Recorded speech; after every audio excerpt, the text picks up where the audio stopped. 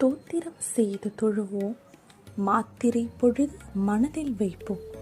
நல்லன எல்லாம் தரும் அல்லல் எல்லாம் தீர்க்கும் சுகானந்த வாழ்வளிக்கும் அபிராமி அந்தாதி பாராயணம் அனுபவிக்க வேண்டிய தெய்வீக அருள். ஓம் ஸ்ரீகாந்தத்ருகிணோபமன்யுதபனஸ்கந்தேந்திரநந்தியாதயः பிராச்சீனோ குரவோபி யஸ்ய கருணாலேஷாத்கதா கௌரவம் தம் சர்வாதிகுரும் மனோஜ்ஞவபுஷம் மந்தஸ்மிதாலங்கிருதம் சின்முத்ராங்கிதமுத்ரபாணிநளினம் சித்தே சிவம் குர்மஹே. நமஸ்ததசே நமஸ்ததசஸ்பதயே நமஸ்தகீனாம் புரோகானாம் சக்ஷுஷே நமோதிவே நம பிருதிவே நமஹ.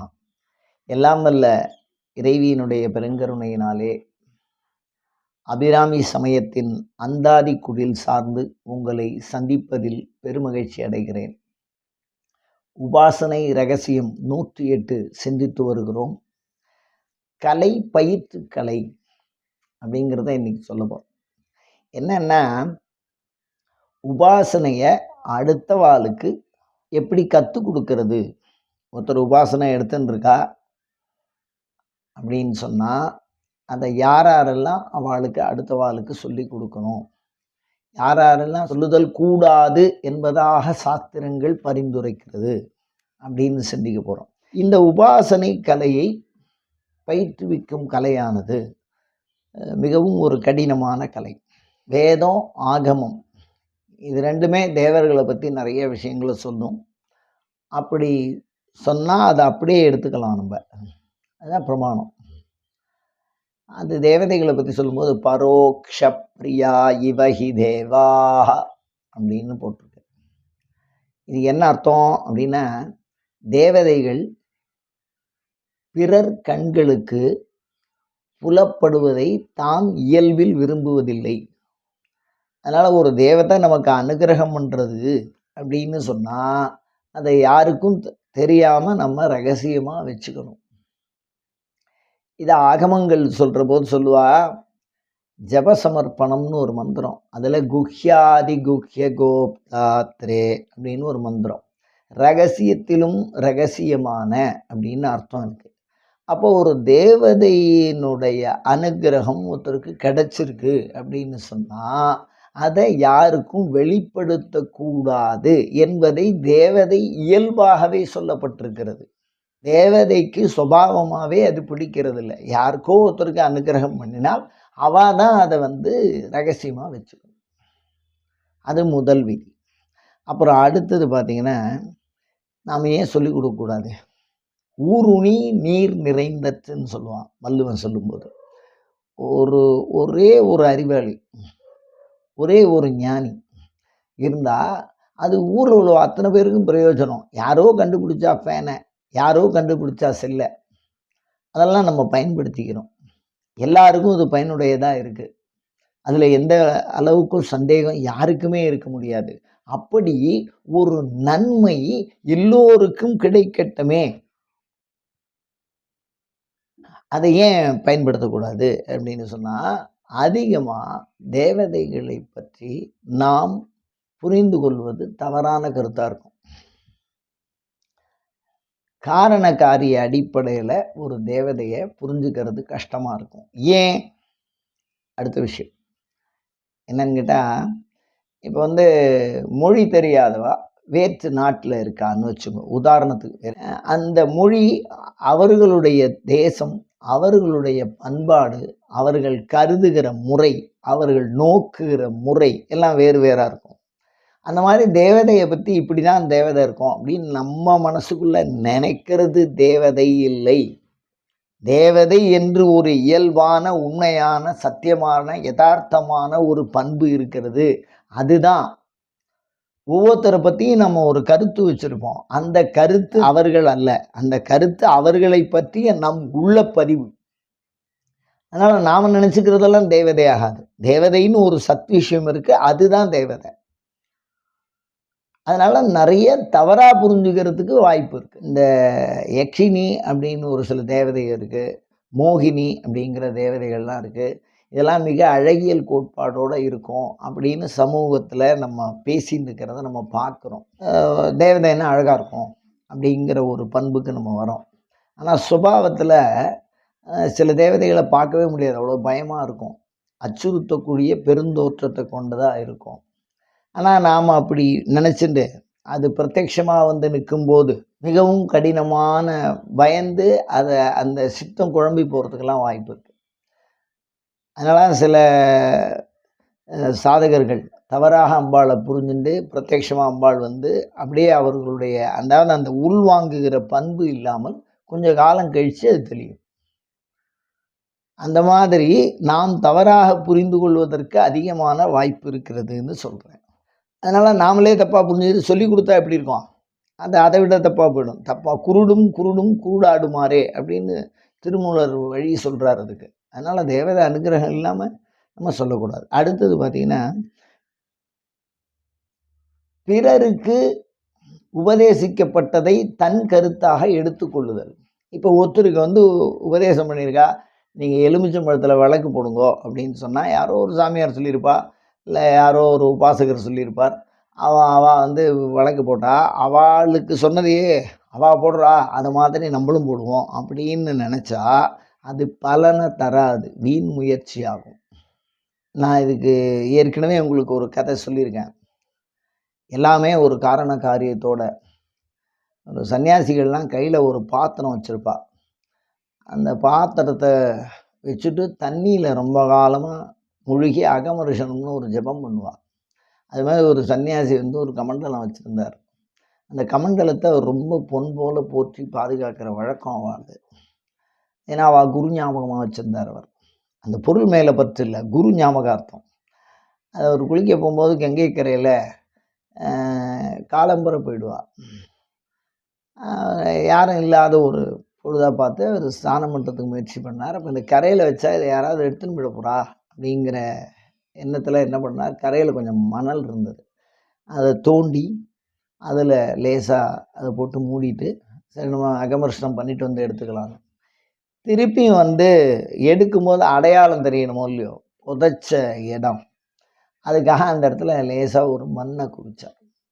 இந்த தோண்டி புதைக்கும் போது யாரும் வரல, மேலே மண்ணை குவிச்சாரோ இல்லையோ, அப்போ குவிக்கும்போது தூரத்துலேருந்து யாரோ ஒருத்தர் பார்த்தா. தூரத்துலேருந்து அவள் வந்து அந்த சாமியாரை ரொம்ப நேசிக்கிறவா. ஆஹா பெரியவர் சாமியார் குளிக்கிறார் போல இருக்கு, அதனால் என்னவோ பண்ணுறாரு கரையில் அப்படின்னு தூரத்தில் இருந்தே அதை நோக்கி கண்காணித்து அவர் மணலை குவிக்கிறார். அவர் யாருமே சொல்லாமல் நம்ம தவறாக புரிஞ்சுக்கிற மாதிரி கங்கை கரையில் குளிக்கிறதா இருந்தால் மணலை குவிச்சிட்டு குவிக்கணும் போல இருக்குது, அது மாதிரி நம்மளும் மணலை குவிப்போம் அப்படின்னு அவர் குளிக்கும்போது கொஞ்சம் குவிச்சார். அவரை பார்த்துட்டு அந்த பக்கத்தில் வந்தவா என்ன மணல் குவிச்சிருக்கா, புதுசாக அங்கேருந்து வந்தவா இருக்கும். ஓஹோ இது வந்து காசியில் இருக்கிறவா இந்த மாதிரி குளிக்கிறதா இருந்தால் அதில் ஏதோ மணலை குவிச்சு நம்ம ஊரில் வந்து அம்பாளை வந்து மணல் குவிச்சு பூஜை பண்ணான்னு சொல்லுவோம், அந்த மாதிரி மணலை குவிச்சு அம்பாளை தியானம் பண்ணணும் போல இருக்குது அப்படின்னு நினச்சிட்டு அங்கேருந்து பார்க்க வந்தவா அது பக்கத்தில் வந்தவா ஒரு 2-3 மண் முட்டு இருக்கிறத பார்த்தா அவளும் குவிக்க ஆரம்பித்தா. இப்போ எல்லாரும் குவிச்சிட்டு ஸ்நானம் பண்ணிட்டு போயிட்டார். இவர் தண்ணிக்குள்ளேயே இருந்து தபஸ்லாம் பண்ணிட்டு கொஞ்சம் வெளியில் வந்து பார்த்தா ஏகப்பட்ட மண் முட்டு அதே மாதிரியே குவிச்சிட்டு இருந்தது. இப்போ என்ன பிரச்சனைன்னா அவரையும் நம்ம குழப்பி விட்ட மாதிரியே போச்சு. அந்த ஞானியும் எந்த இடத்துல அதை புதைச்சோம்னு தெரியாத லெவலுக்கு எல்லாம் மண் முட்டாகி போயிடுது. இவா குவிச்சத்துக்கு ஏதாவது பிரயோஜனம் இருக்கான்னா அதுவும் இல்லை. அந்த மாதிரி பிறருக்கு உபதேசிக்கப்பட்ட முறைகளை, பிறருக்கு அனுபவ சாத்தியப்படுத்துகிற முறைகளை நாம் எடுத்துக்கொண்டு பின்பற்றுவது. போயிட்டு வந்து சொன்னா அந்த கோயிலுக்கு நம்மளும் போய் பார்ப்போம் அப்படின்னு, இது வந்து உலகியல் அறிவு, அந்த மாதிரி கிடையாது. அதனால் பிறருக்கு செய்த ஒரு உபாசனை அருளானது அனைவருக்கும் செல்லாது. உங்களுடைய அனுகிரகம்ங்கிறது உங்களுக்கு பிரத்யேகமாக வரணும். அம்பாளோ சாமியோ நீங்கள் உபாசனை பண்ணுற மூர்த்தி உங்களுக்கு பிரத்யேகமாக அருளும், அப்போ தான் அது பயனுடையதாக இருக்கும். உபாசனைங்கிறது ஒரு மருத்துவத்தை சிகிச்சை பண்ணிக்கிற மாதிரி, உபாசனை என்பது உபாதி கழிக்கிற மாதிரி. இப்போ பாத்ரூம் போகிறது, தூங்கிறது, சாப்பிட்றது, இதெல்லாம் ஒருத்தருக்கு பதிலாக இன்னொருத்தர் பண்ண முடியாது. அந்த மாதிரி உபாசனை. அதனால் பிரத்யேகமாகவே உங்களுக்கு வரும். உபாசனைங்கிறது தனி ஒரு மனிதனுக்கு ஒரு தேவதையானது அருள் செய்கின்றதை குடிக்கின்ற கலைச்சொல். அவர் மூலிமா 100 பேருக்கு வரலாம். ஆனால் அந்த தேவதை அந்த ஒருத்தரை தெரிவு செய்து பாருங்க. அதனால் தவறாக புரிஞ்சுண்டு நாமளே ஒரு புத்தகத்தில் படித்தோ இல்லை ஒரு அதுலேயே புத்தகத்தில் எழுதுகிறவாளே இப்போ தெளிவாக எழுதுகிறா. குருவின் உதவியினால் மேற்கொண்டு பயில்கன்னு எழுதியிருப்பாள். எல்லாருமே பெரிய பெரியவாளே அப்படி தான் எழுதுவாள். அந்த பெரிய பெரியவானா நான் சொல்கிறது என்னென்னா, பாரம்பரியமாக சன்னியாசமாகவே வாங்கிட்டு இருக்காவே உபதேசத்தில் இருக்கா. அவள் எழுதும்போது கூட அதை சுவாமிகிட்ட சான்று வாங்குவா அவள்லாம். அப்படி சான்று எழுதுகிறவாளே கூட குருவோட உபதேசம் பண்ணிங்கோ, குருவினுடைய ஒரு கண்காணித்தலின் பெயரிலே இந்த பயிற்சியை மேற்கொள்ளுங்கள்னு சொல்லுவாள். அதை மாதிரி நாமளே புரிஞ்சு பண்ணக்கூடாது. அந்த மாதிரி புரிஞ்சுட்டு தவறாக போகிறதுக்கு வாய்ப்பு இருக்குது. அது நமக்கும் பிரயோஜனம் இல்லை, அடுத்த வாழ்க்கும் பிரயோஜனம் இல்லை. நீங்கள் சொன்ன விஷயமும் பலிக்காது. அதுக்காக சொல்கிறேன். அதுக்கு அடுத்தது பார்த்திங்கன்னா, ஒருத்தருக்கு ஒரு சில விஷயம் நடக்குதுன்னு வச்சுங்க. ஏதோ நடக்கிறது, ஒரு உபாசகருக்கு வேண்டிக்கிறார் நடக்கிறது அப்படின்னு சொன்னால், அவர் நேரடியான தேவதையினுடைய அருளை பெற்று சித்தி அடையாமல் தான் பெற்ற வழியை அடுத்தவர்களுக்கு வழிகாட்ட ஆரம்பிக்கிறது. அப்படி வழிகாட்ட ஆரம்பித்தா அந்த 5வது படிக்கிற பையன் இன்னொரு 5வது படிக்கிற பையனுக்கு சொல்லிக் கொடுக்குற மாதிரி இருக்குது. வாத்தியார் சொல்லிக் கொடுக்கறதுங்கிறது வேற. அவர் அதுக்காகவே முதுகலை பட்டம், அதுக்காகவே ஒரு சிறப்பு பயிற்சியை பெற்று அவன் என்னென்ன தப்பு பண்ணுவாங்கிறதெல்லாம் தெரிஞ்சு ஒரு புத்தகம் எப்படி அதில் போடுறாங்கிறது வரைக்கும் வாத்தியாருக்கு தெரியும். ஆனால் இந்த 5வது படிக்கிற பையன் இன்னொரு 5வது படிக்கிற பையனுக்கு பாடம் நடத்தினா என்ன ஆகும் அப்படின்னு கேட்டிங்கன்னா, அவன் எந்த அளவுக்கு புரிஞ்சுட்டானோ அந்தளவுக்கு தான் அதை பற்றி சொல்லிக் கொடுப்பான். அப்படி சொன்னால் என்ன ஆகும் அப்படின்னு கேட்டிங்கன்னா, தவறான வழிகாட்டுதலுக்கு அது வழிவகுக்கும். அதனால் ஒருத்தருடைய யாருடைய ஆலோசனையையும் இந்த உபாசனை வழியிலே தீட்சை பெறாதவர்களின் வழியாய் நாம் அறிவது என்பது மிகுந்த பாவத்தை. அது எப்படி பாவத்தை சேர்க்கும்னு நீங்கள் சொல்கிறேன்? சாஸ்திர யோ மோகாத்தாஸ்யதி சபாபியான் பவதி அழகாகவே சொல்லியிருக்கு. ஏன் அப்படின்னு சொன்னால், ஏதோ ஒருத்தர் வழிகாட்டுதல் பேரில் நம்ம போய் அந்த விஷயத்தை செய்கிறோம் அப்படின்னா, அதுக்கு அவள் செலவிடுகிற பணம், அதுக்கு அவள் செலவிடுகிற காலம், அவர்கள் புரிந்து கொள்ளுகிற முறைமை, இதில் ஏதாவது ஒரு சின்ன தப்பு நடந்ததுன்னா அந்த தப்பு யார் சொல்லி கொடுத்து அவள் போகிறாளோ அவளுக்கு வந்துடும் அந்த பாவம். ராஜானாம் ராஷ்டிரஜம்பாவம் மிக அழகாக சாஸ்திரம் சொல்கிறது. ஒரு அரசு, அந்த காலத்தில் ராஜா தானே, அந்த ராஜாக்கள் தேசத்தில் ஒரு தப்பு நடந்ததுன்னா அதை ராஜா போய் நேரடியாக கேட்கலாம், என்னுடைய தேசத்தில் தப்பு நடக்கக்கூடாதுன்னு. அப்படி கேட்கலைன்னா அது ராஜாவுக்கு அந்த பாவத்தில் ஒரு பகுதி. அதே மாதிரி ஒரு கோயிலில் புண்ணியம் நடக்கிறது அப்படின்னு சொன்னால் அதுவும் ராஜாவுக்கு ஒரு பகுதி சேரும். அந்த தேசத்தில் எது நடந்தாலும் அந்த அரசனுக்கு அதில் பொறுப்பு. ராஜானாம் ராஷ்டிரஜம்பாவம் ராஜபாவம் புரோகிதம். அதே மாதிரி ஒரு கோயிலில் ஒரு பூஜை நடக்கிறது அப்படின்னு சொன்னால் அவள் மாத்திரம் தனியாக பண்ணினா கூட அந்த தேவதை அனைவருக்கும் அனுகிரகம். நல்லார் ஒருவர் உளரேல் அவர் பொருட்டு எல்லோருக்கும் பெய்யும் மழை வேணும்னு ஒருத்தர் வேண்டிக்கிறான்னா எல்லாருக்கும் தானே அது சேரும். அதனால் அப்போது என்ன ஆகும்னு கேட்டிங்கன்னா, இந்த பாவ கர்மா அவரவர்கள் செய்த பாவம்தான் தேவதையை விட்டு நம்மை விலக்கி வைக்கிறது, நம் இன்பத்தை அனுபவிக்க முடியாமல் செய்கிறது, தொடர்ந்த துன்பத்தை நமக்கு கொடுக்கிறது. அதை கண்டறிந்து தேவதை அந்த பாவத்தை விளக்கும், அதுக்கான வழியை நமக்கு சொல்லும். அது அப்படிப்பட்ட ஒரு முறை அதுக்கு பின்னாடி இருக்கிறதுனால இந்த பாவ புண்ணிய கர்மங்கள்லாம் ஒரு மருத்துவர் மருந்து கொடுக்குற மாதிரி, அவர் அந்த உடல்நிலை, வியாதியின் பரவல், அது இருக்கிற பண்பு, அவர் சொல்லுகிற அந்த விஷயம் விசாரம் பண்ணுவா. எப்படி இருக்குது, தலை சுற்றுறதா, வாந்தி வரதான்னு, அந்த மாதிரி விசாரம் பண்ணி கொடுக்குறா. நம்ம கடையில் போய் ஏதோ ஒன்று வாங்கி நம்ம சாப்பிட்றோம் அப்படின்னு சொன்னால் அந்த மருத்துவர் அளவுக்கு அது இல்லை. அந்த மாதிரி அதுக்கு பதிலாக வேறு ஏதாவது தவறான விளைவுகளை அந்த மருந்து தரக்கூடும். அதுபோல் நான் எதுக்கு இவ்வளோ உதாரணம் சொல்கிறேன் மாற்றி மாற்றி அப்படின்னா, சிஷ்யபாவம் குரு விரச்சதே. சிஷ்யம் ஒரு பாவம் பண்ணுறான் அப்படின்னு சொன்னால் அது குருவுக்கு போய்டும். ஏன்னா அந்த குருவின் சொல்லால் அவன் செய்கிறான். அப்படி செய்யறதுனால அவர் ஆராயாமல் ஒரு வார்த்தையை சொல்லிட்டாருன்னா, அந்த சிஷ்யன் தப்பாக புரிஞ்சுன்னு செஞ்சான்னா அதனால் ஏற்படுற விளைவுக்கு குருவும் தான் பொறுப்பு. அதனால் அது பாவத்திற்கு வழிவகுக்கும். அதெல்லாம் பெரியவாள்லாம் சில எல்லாருமே வந்து பார்த்திங்கன்னா நமஸ்காரம் பண்ணுறது அப்படிங்கிறதே சில சந்நிதியில் ஏற்றுப்பா, தனியாக ஏற்றுக்கக்கூடாது. தேவதையை வச்சுன்னு ஏற்றுட்டோம்னா எல்லாமே அது ஏற்றுன்றோம். தனி மனிதனுக்கு எல்லா பாவத்தையும் ஏற்றுக்கிற பண்பு இல்லை. அப்படி பாவம் செய்கிறதா என்ன ஆகும்னா, அப்படி சொன்னவாளுக்கு சில இடையூறுகள், கர்மசாரமாக சில இடையூறுகள் வரும், தேவையில்லாத சில பிரச்சனைகள் வரும். அதை தான் பாவம்னு சொல்கிறோம். அதனால் அடுத்த வாளுக்கு அந்த விஷயத்தை நாம் சொல்லித்தரோம் அப்படின்னு முன்னாடி நிற்கக்கூடாது. இப்போ இதில் ஒரு உதாரணம் பாருங்கள். 63 நாயன்மார்களில் 3 பேர் தான் குறவர்களாக அங்கீகரிக்கப்பட்டுள்ளார்கள். அவர்கள் சமய குறவர்கள் என்று அழைக்கப்படுகிறார்கள். மற்றவாரெல்லாம் நாயன்மார்களாக இருந்தாலும் தான் சிவனை உணர்ந்து பிறருக்கு உணர்த்துகிற வல்லமை அந்த 3 பேருக்கு தான் இருக்குது. மற்றவாள்லாம் அவளை பார்த்து கும்பிடுறதோட சரி, அவர் சாட்சியாக நிற்கிறான். அவளே சொல்லணும்னா குருவை கும்பிடுங்கன்னு தான் சொல்லணும். இவா 3 பேருக்கும் தான் அந்த சிறப்பு இருக்குது. அப்போ மற்ற நாயன்மார்களுக்கு சிறப்பு இல்லை என்பது இல்லை, அதை நீங்கள் புரிஞ்சுக்கணும். குரு என்பவர் அதற்காக பயின்றவர்.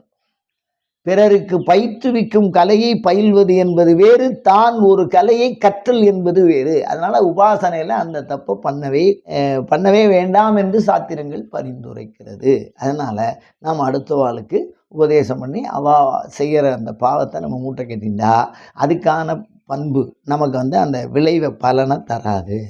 அதுக்கு அடுத்தது பார்த்திங்கன்னா, பின்ன எப்படி தான் உபாசனை பண்ணுறவாளுக்கு தெரிஞ்சுக்கிறது? எல்லாருமே பாவம்னு ஒதுங்கி போயிடுவா, இவா எனக்கு தெரியாதும்பா, அவா உனக்கு தெரியாதும்பா அப்படிங்கிற மாதிரி போயிடுது அப்படின்னு சொன்னால் என்ன பண்ண? தேவதையினுடைய அருளை ஊரறிய பெற்றவர்கள் குரு எனப்படுகிறார்கள். ஊரறிய, அபிராமி பெற்றது குரு.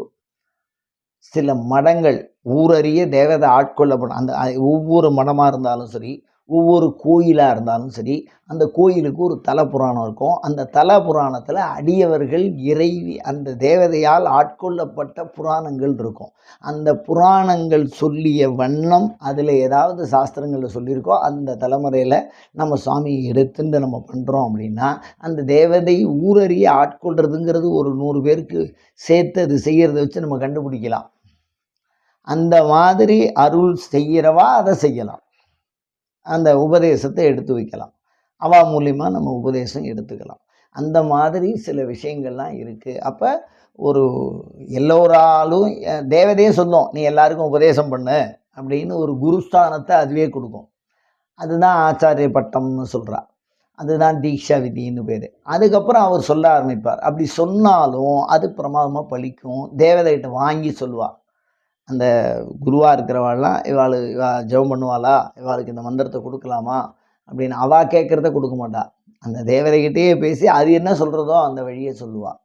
அப்படிப்பட்ட ஒரு கலை பயிற்று முறை இதிலே இருக்கிறது. அதனால் உபாசகர்கள் ஏதோ தெரியாதனமாக நமக்கு ஏதோ அனுகிரகம் வருது, ஏதோ ஒரு தேவதை பழகிறது, முன் ஜென்ம பிராப்தியால் ஜபமே பண்ணாமல் சில பேருக்கு சொப்பனம் வரும், சில பேருக்கு அனுகிரகம்லாம் நடக்கும், ஜபம் பண்ணவே மாட்டா, ஆனால் சுவாமி அவளுக்கு பேசும். சில பேர் வந்து சாமியை கும்பிடாத மாதிரியே இருப்பாள், ஆனால் அவள்கிட்ட போய் சாமி வரும், அவள் உடம்புல சாமி வரும். அந்த மாதிரி நிறைய விஷயங்கள்லாம் இருக்குது. தேவதையால் ஆட்கொள்ளப்படுறதுங்கிறது ஒரு காரண காரியத்தோடு ஏற்படுற ஒரு நிகழ்வு. அப்படிப்பட்டவர்கள் மட்டுமே இந்த கலையை பயிற்றுவிக்க முயலுதல் சிறப்பு. அதை அறிந்து நாம் புரிந்து உபாசனை செய்ய வேண்டும். அயன் தர்மஹா உத்தரோத்தர அபிவிருத்தி ரஸ்து.